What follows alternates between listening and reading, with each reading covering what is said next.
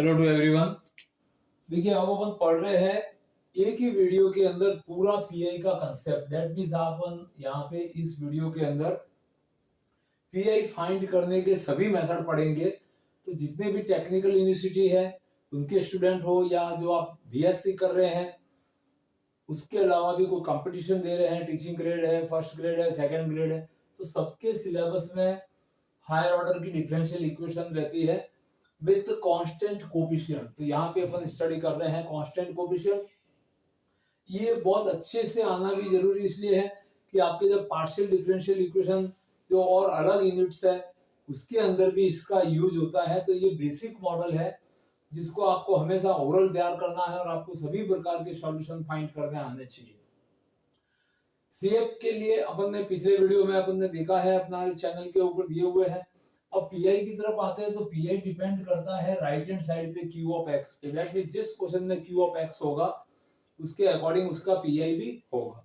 तो इसमें अपन right hand side के अकॉर्डिंग जो इंपोर्टेंट 7 केस है उसके अंदर अपन पीआई को स्टडी करते हैं।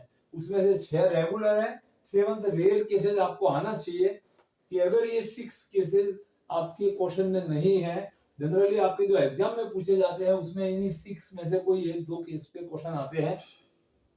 7th केस है आपके नॉलेज को बढ़ाना है, और रेयर केसेस कभी ऐसी सिचुएशन हो जाए कि आप इनमें से कोई फार्मूला भूल जाओ तो आप जनरल मेथड लगा के उसको सॉल्व कर सकते हैं।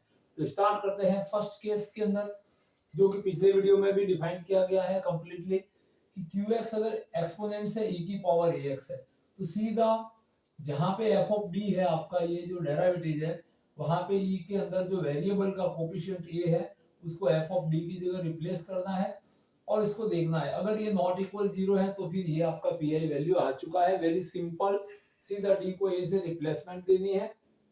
दैट मींस d की जगह पे आपको a वैल्यू रखना है और देखना है नॉट इक्वल 0 आ रहा है तो आपका पीआई आ गया है, यही आप इसका पीआई होगा।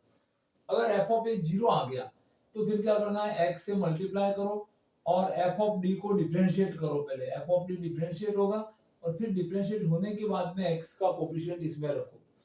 अब यहाँ पे f dash a x into e raised to ax ये आपका पीआई हो जाएगा अगर f dash of a is not equal to 0।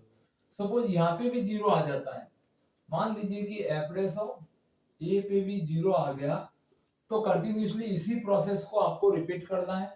That means x से मल्टीप्लाई करेंगे, एक बार और डिफरेंशिएट करेंगे, सेकंड टाइम डिफरेंशिएट होगा तो कुछ इस तरह से आपको दिखेगा pi is equal to x square e raise to ax upon में यहाँ पे f double dash of d।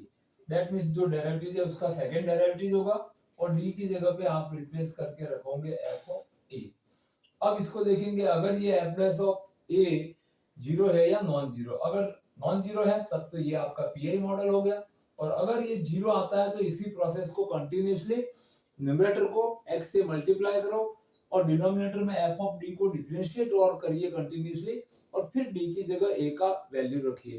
That means d को a से आप रिप्लेस कर दीजिए और फिर इक्वल 0 और नॉट इक्वल 0 दो केसेस हमेशा आपके पास में रहते हैं। जिस डेरिवेटिव पे नॉट इक्वल 0 आना शुरू हो जाए वही आपका पीआई होता है। सीधा लॉजिक ये है।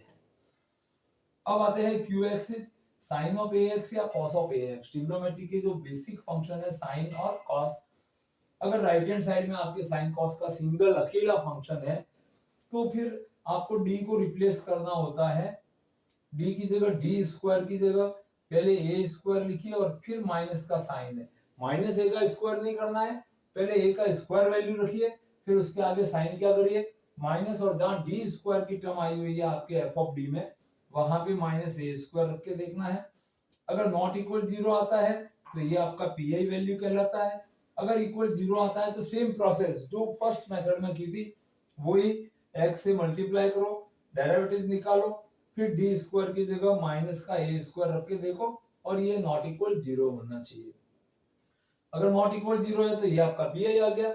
अगर इक्वल 0 आता है तो फिर रिपीटेशन आप कितनी भी बार डिफरेंशिएट करते जाओ, x से मल्टीप्लाई कराते जाओ और वैल्यू d स्क्वायर को माइनस के a स्क्वायर में रिप्लेस करना है।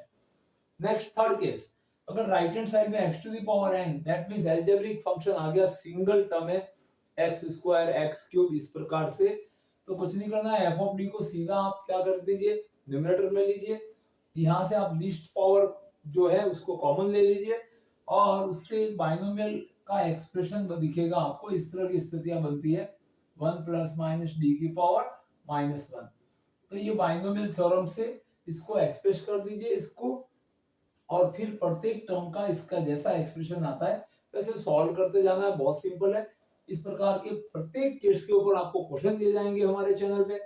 अभी तक सब्सक्राइब नहीं किया है तो सब्सक्राइब कर लीजिए और अपने फ्रेंड्स को शेयर कीजिए ताकि आपके एग्जाम में हायर ऑर्डर डिफरेंशिएशन के जो सॉल्यूशन है इक्वेशन के उसमें कहीं कोई दिक्कत नहीं आए।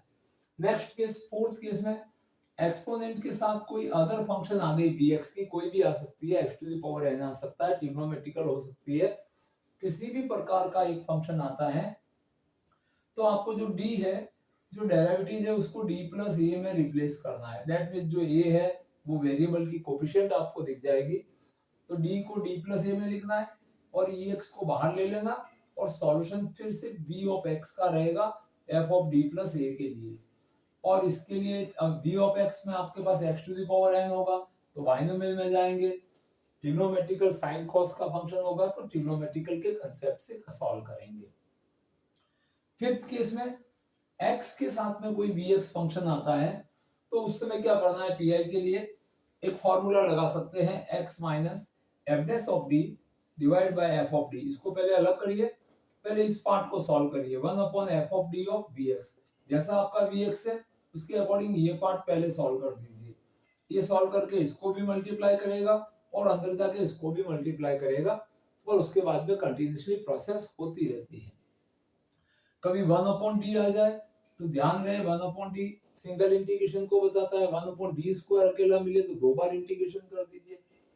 Sixth case, x to the power, ये सबसे वेरी इंपॉर्टेंट में डाल दीजिए। इंपॉर्टेंट में इसलिए कि एग्जाम में भी आता है और ये थोड़ा सा आप लोगों के लिए संभल के काम करना होता है। साइन कॉस के साथ में जब x to the power m आ जाता है, सिंगल x के लिए तो अपन यहाँ पे फॉर्मूला अप्लाई कर देंगे, लेकिन suppose x square sine x आ गया या एक्स क्यूब कॉस एक्स आ गया, तो अगर साइन का फंक्शन आता है तो साइन को लिखना है e raise to iota x. ये कहां से आता है आयोटा एक्स, तो आपको मैंने बताया था कि जो आइलर फॉर्मूला है उसमें इमेजिनरी पार्ट के अंदर आपको साइन फंक्शन मिलता है और रियल पार्ट में कॉस मिलता है। फिर सॉल्व करते हैं, आप क्वेश्चन पे बने देखोगे इसका सॉल्यूशन इस प्रकार के क्वेश्चनों का तो आपको ये क्लियर हो जाएगा। बट ये आइलर फॉर्मूले से अपन साइन के फंक्शन में इमेजिनरी पार्ट काम में लेंगे और कॉस का फंक्शन होगा तो रियल पार्ट काम में लेते हैं। तो ये 6 का मैंने एक ही यहाँ पे आप स्क्रीनशॉट लेके रख सकते हो ताकि आपको सभी कंसेप्ट है वो क्लियरली पता रहे।